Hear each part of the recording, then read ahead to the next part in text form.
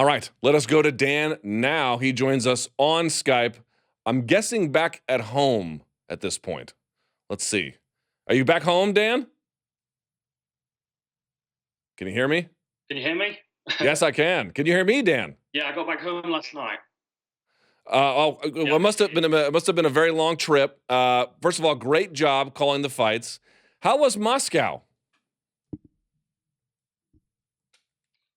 It was wild. It was a beautiful city. The weather was beautiful. The food was nice. It was really cool. It was really cool. I mean, the arena was amazing. There were 14,000 in their seats for the first fight, which for me is amazing. Paul Felder said that they let feral cats into the building to control the rodent population. Yeah.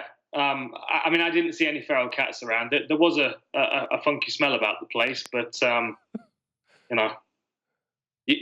was there for the fight, so you just get on with it. I didn't mind too much. The fans were amazing. The atmosphere was great. All right, it looked pretty good on TV. It looked like a well-attended crowd. So let's get to some of the bigger parts here, right?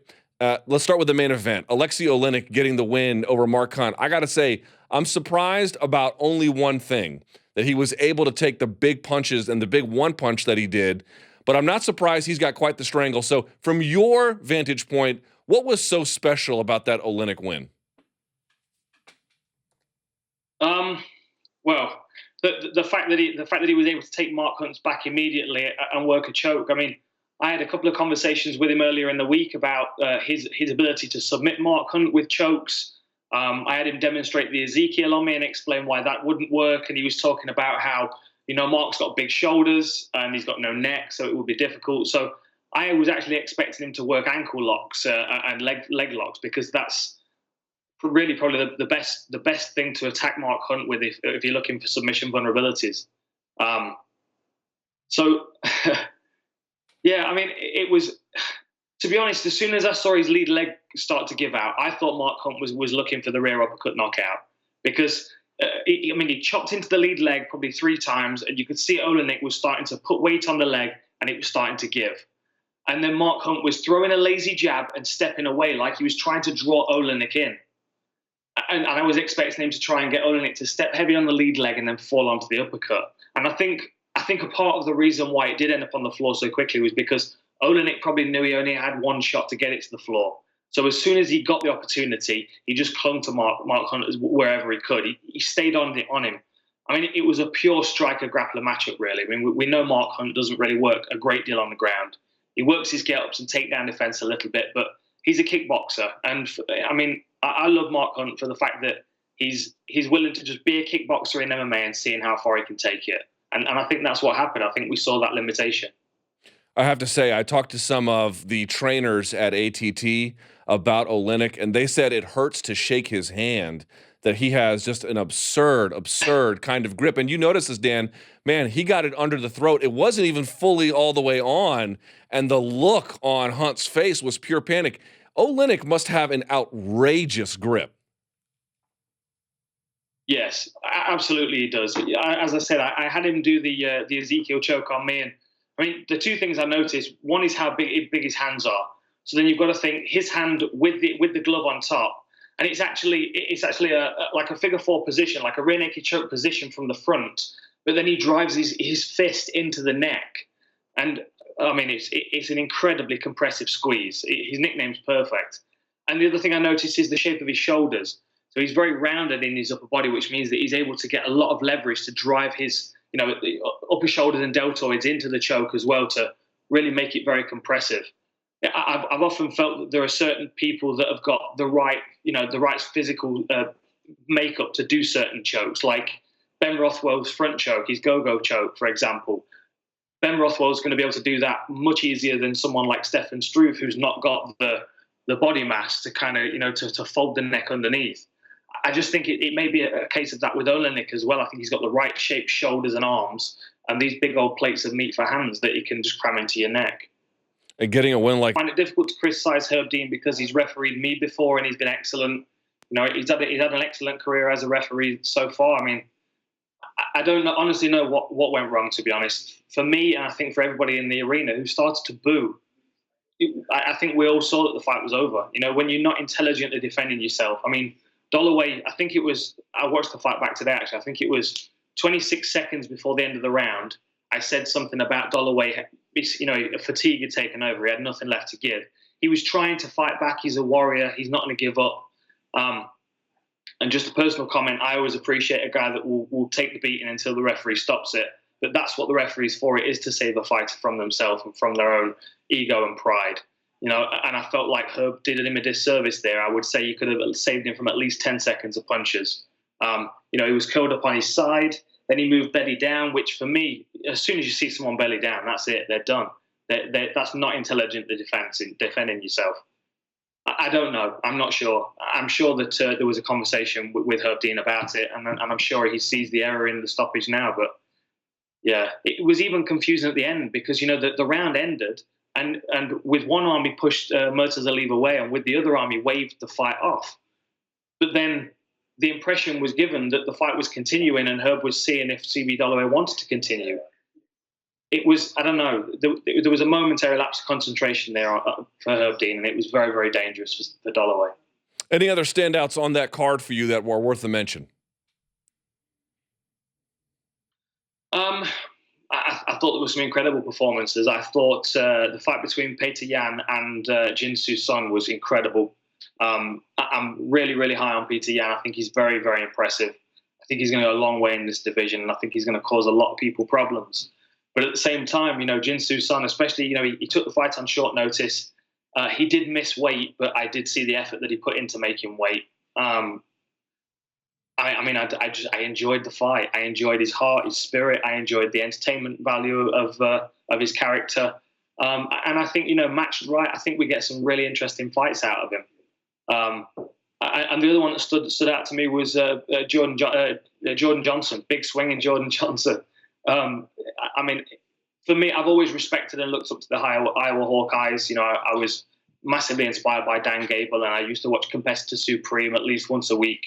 So I had it drilled into me how dangerous and dominant the Hawkeyes were. So when I saw he was on the card, I was very excited, and he delivered. He looked incredibly impressive. He looked strong. He looked powerful. He looked patient. I had a great conversation with him afterwards. I think he's a real character, and I think that he's going to rise quickly to the top in this division. I really do think that with that wrestling base that he has, that he's going to be able to build off that and give us some real fun fights to watch. Yeah, a good fight for him at middleweight. I was glad to see him drop down that division because he's going to be a powerhouse. Speaking of Iowa and their wrestling program, have you ever seen the documentary, The Season? No, I haven't, no. Oh, buddy, you are missing it. Yeah, they spent an entire season with the Iowa Hawkeye wrestling team back when Steve Mocco, who briefly fought in MMA, has been a coach at ATT, was on the team. And there's a famous quote in the first episode where Mocco looks at the camera. He goes, "You want to know why I like wrestling? Because when you dominate someone enough and you beat them enough, you can change them as a person." It is chilling to watch. If you've not seen that, I'll send it to you. I'll email it to you. You got to see this. It's incredible. All right. So with that time we have remaining, let's move to next week. Well, 2 weeks from now, I suppose. UFC 229. You got to be amped for this. I know you're going to have a bunch of good stuff coming out on the UFC's YouTube channel. It should be well, it's going to be fun for all the parties involved. But here's what I want to know. Someone keeps saying to me on either side, the Conor side, oh, he's going to starch him early. Now, he might, of course, you never know. And on the other side, the Khabib fans, oh, Khabib's going to ragdoll him. And my theory has been, I don't really know who's going to win. It's very hard to figure out. But I think both guys, like Triple G Canelo, both of them are going to get marked up by the time someone gets their hand raised. Yeah, absolutely. I think everybody's right, and I think you can't argue like for sure because nobody knows for sure. We could get Conor switch him off in 13 seconds with a sweet left hand because we know he can do that, and we know that Khabib's going to come forward because that's what we've seen for 26 fights now. That's what we expect from him. 26, 27. I'm losing track. When you get that many wins, it doesn't really matter, does it anymore?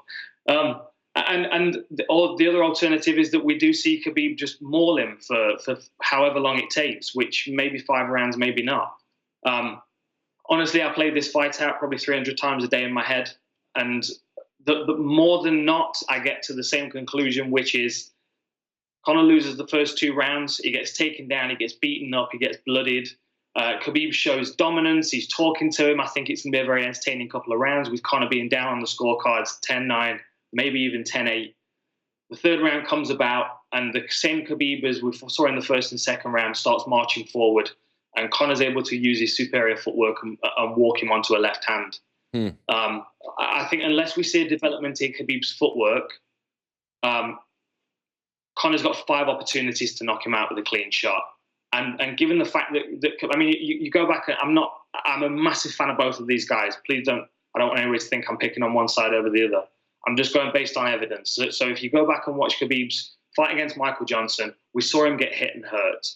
I would say that Conor hits harder than Michael Johnson, just purely based on what we've seen him do in the UFC. So that would be my argument in that case. The other argument is that if we watch Khabib fight Iaquinta, he walks in a circle. You know, the octagon, the inside the octagon is endless if you just follow your opponent in a circle. You can follow them all day, every day.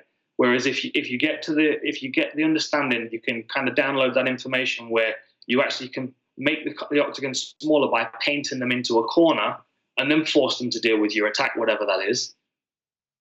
You can make the octagon feel like a phone box. But I've not seen that development in Khabib's game because what he does works so well. So he just continually rinses and repeats. He walks people down.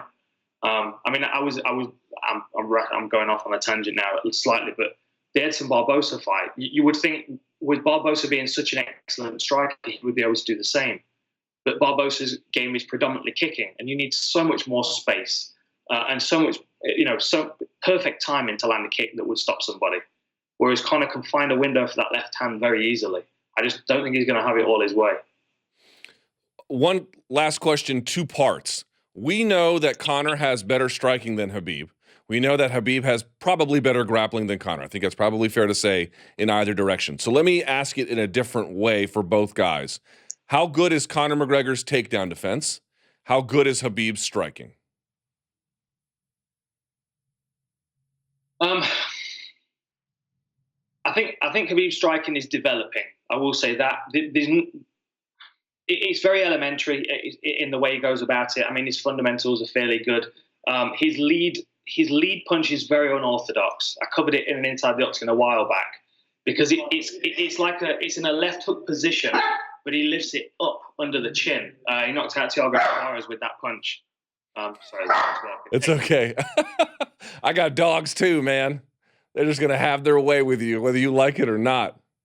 That's hilarious. There, who's the dog? This is Ia. Oh, what a cutie. Okay. Where was I? Yeah, so he's got very elementary striking, I would say. It's good for what he does, but it's ultimately to serve the purpose of getting him inside so we can get his hands on someone. We may see a development in his striking in this fight. He may have been working on things specifically for a southpaw that we've not really seen. I don't know. I mean, I will give him the credit to say that he is developing between fights. I just don't know whether he's going to be able to make that leap to the level where Conor McGregor's striking is. I think Conor McGregor's takedown defense is okay. I think his gas tank struggles when he's under a lot of pressure, and I've not seen anything that would prove me otherwise. But what I will say is that I do think we do underestimate his ground game. If you go back to the Max Holloway fight, he looked very smooth in his transitions on the ground. I would say he looked the same against Dennis Siver as well. Passing over to Mount.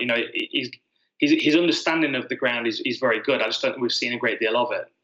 But I think we will be forced to. But I do think he can work with elbows. I do think he's going to take some shots and get bloody. It might look a lot like the Mendes fight. I think that's about right. Yeah, I'm not sure which way it's going to go, but I think it's going to be a bloody, ugly, and beautiful affair all the same. Dan, great work as always. Thank you for your insight, and thank you to the little one here as well. They always make their presence known, don't they? Always, always. She's such a shock. She is from Vegas, though, so that's probably why. I get it. All right, thank you, Dan. Get some rest. Appreciate all your insight.